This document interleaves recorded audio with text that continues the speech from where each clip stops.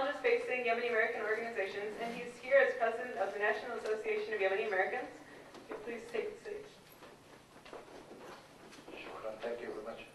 Assalamu alaikum wa rahmatullahi wa barakatuh. Good evening, ladies and gentlemen. First, I have to tell you, and I have to thank our friends and sisters at the AAYSP, not for this great job, but for making the podium taller so I could feel taller. So thank you. And alhamdulillah wa salatu wa salam ala Sayyid al-Mursaleen. I would like to first tell you that there is no word that would cover what the previous speakers have done. And when I told him I conceded my time to him, I really meant it. Because I learned so much today. And I have to ask all of you right here, how many times you have been to a conference and you have learned such data that's been given about the community? Wouldn't you think a great applause, a warm applause to those people who have made this possible?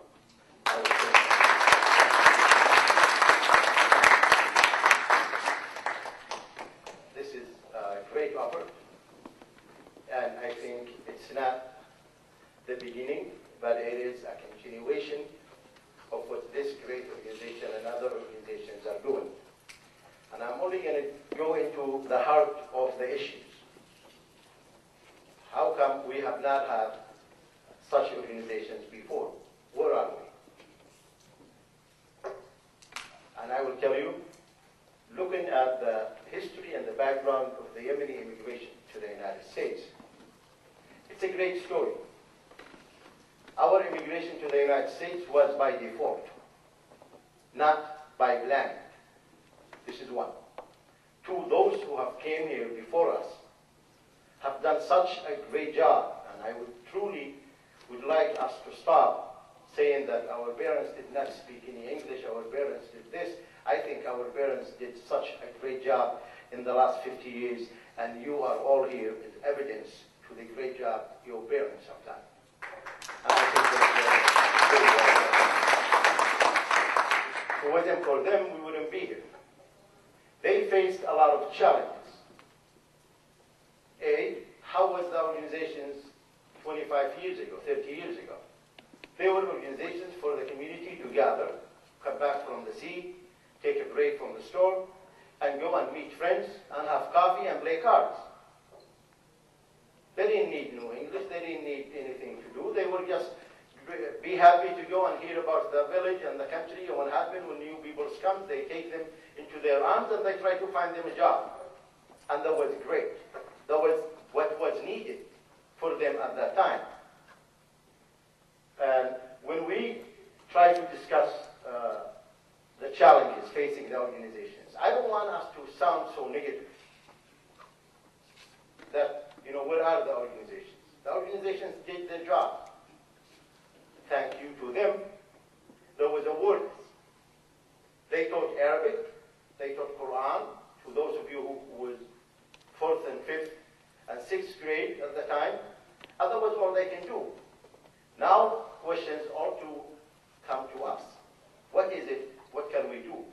And I have to tell you that my 9-year-old son, Ahmed, asked me in a very clear, in my graduation, and by the way, I finished my clinical social work degree in May 7th, and I'm still working in my PhD in political sociology. So I took him with me to my graduation this past 3 weeks.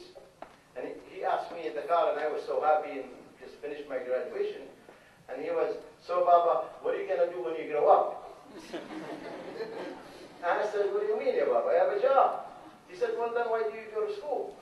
If you have a job, are you going to go to school all the time? And that's where I think we come right now. As you could see in the very simple information I tried to put in. What are the community-based organizations? Are a mirror of its members. And that's what I said earlier, that these organizations, our parents, did what they needed then, because it's a mirror of the time. The early organizations served as a social organizations where various members of the community will gather to do their business, get to know each other, During the 70s, some organizations established preemptive weekend Arabic school, and thus I have said that for Quran and some Islamic studies, for the old as well as for the young. These the problem of these things is they were limited and organized programs, did not go anywhere from there. Some of these organizations are still doing the same thing today. Now, other organizations such as the Yemeni American Associations, AAYSP, National Association of Yemeni Americans, have started to establish scholarship programs, and other individuals and other organizations. And that's what we need to be focusing on right now. It's saying, that was the time, now this is our time. How could the organizations that have started the scholarship programs coordinate and make that effort to coordinate all the efforts around the United States and work together? Adel said that other organizations, we're calling them. The idea is not just to call them and stop. It's not a litmus test. You have an objective. You have a mission. That mission is to carry it and go on and call and knock on doors and call and knock on doors. If you're going to stop, I'm going to tell you that you're not going to continue, because you're going to get frustrated and you're going to go home and say, well, nobody answered to my call. I have to tell you very serious issues to where we are. What's the state of the organization right now? Why are not these organizations not moving? A, how did they start it? They started with a very limited resources, human resources, limited resources, and then they continue to be the same way. There is no infrastructure in all of these organizations. In the whole entire United States, all the organizations that we're trying to talk about, we call them organizations, they are not. Legally speaking, they are not, because there is no infrastructure. So if you place a program with these organizations, even if they do have a program, they cannot carry it anywhere than where it started. The Yemeni American Association was the first organization to actually start scholarship program 15 years ago. That program is still working, but it's less than it was when it started, because there's a lack of support. And I have to tell you, and I want each one of us to face us. Stop talking about our parents. There are students who receive scholarships, whether it's from this organization or from other organizations, do not even bother to volunteer for 1 or 2 hours, ladies and gentlemen. And they receive scholarships, and they are college students. When these organizations call them back, an organization like this is a great job, ladies and gentlemen. It took a great effort, this man and woman.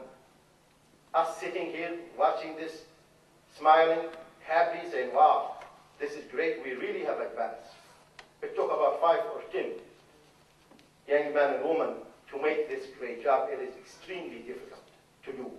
Where are the others? Where are the other students that we are talking about? The statistics are just numbers. If you do not take the degree and make something of it, yeah, I like the statistics and the economy of it, and what happened when you graduate and get a degree, none of the speakers said, well, after you get the money, then what? You're going to educate your children, and then your children are going to educate their children, and you're going to put yourself in a box. What this community needs is get a degree, get involved. If you reject the involvement within the community, you are only rejecting yourself. Because guess what?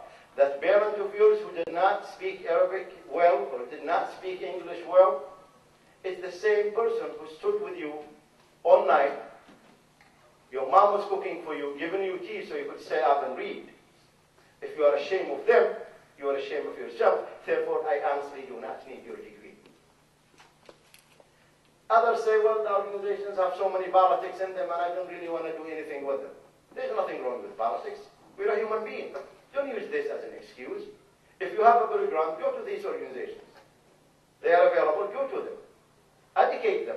Take the time. Get minna ya baytullah. Use an excuse. These organizations need people. They need people. And the people are us. And that's where it starts. We say examples. What a great example can you get and role models, like Dr. Abdul Rashid, Nasser Azawi. Today, this community is so huge and so great, and there's so many great people who's taking the time to come right here. I can tell you, if I asked Dr. Nasser Azawi, would it be better to be here with us and take 3 days out of his great job? If he mounted to money, he would rather be in his job and make that money than to fly and come here.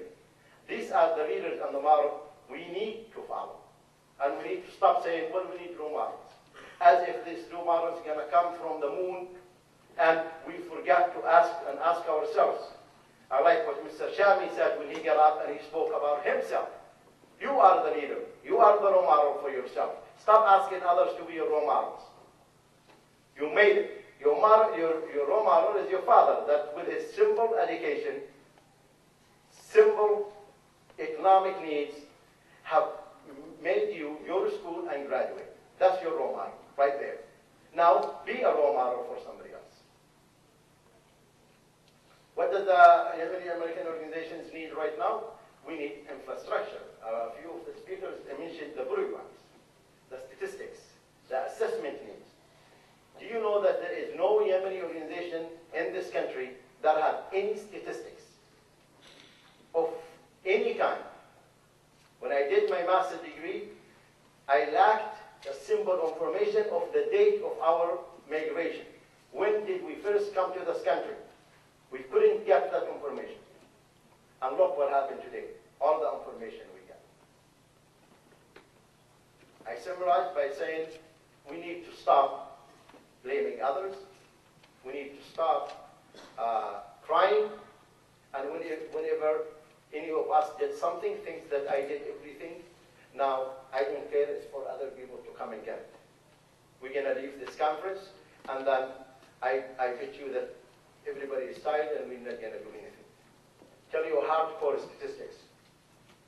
Today, 90% of the Yemeni American discussions are taking place, ladies and gentlemen, in basements. 70 to 80% of your children's brothers and sisters, their fathers and mothers are chewing crack in the United States today. These are statistics. If we don't have the guts to change them and face them, we're not going to do anything. That's why I think, what could this crowd, Dr. Salat, what can we do? Where do we go from here? We have to voice our opinion and support what's right in the community, regardless of who is doing it, regardless of who's the person. Go away from the personalities and voice